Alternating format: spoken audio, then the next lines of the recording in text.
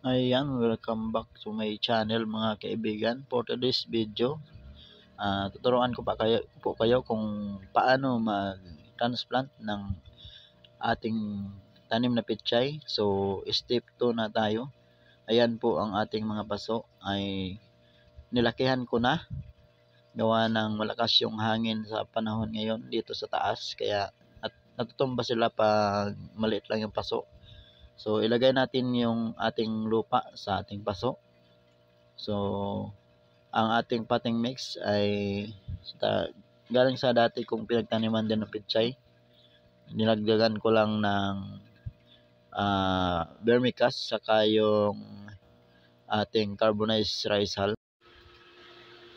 So, yan, nakaready na yung pagtataniman natin ng ating pechay. At ito yung ating transplant. Malaki na sila. At yan po ang ating transplant mga kaibigan. So malaki na yung ating ang ating punla.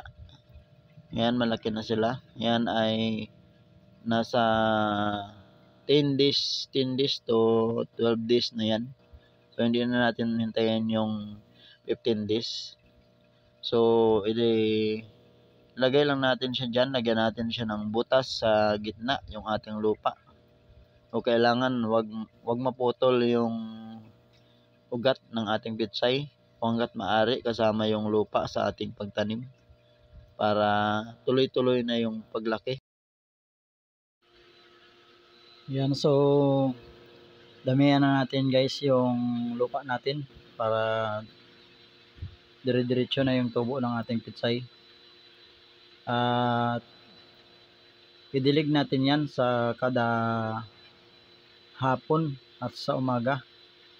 So mga 3 days na umaga at hapon yung dilig natin para hindi magpatay yung pechay natin.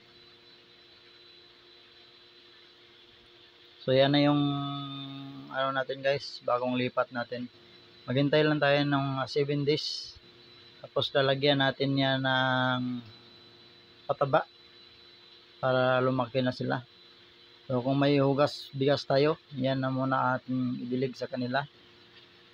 Yan, kailangan basang-basa guys para mababad siya hanggang magdamag sa basa. So yan lang guys ang ating step 2.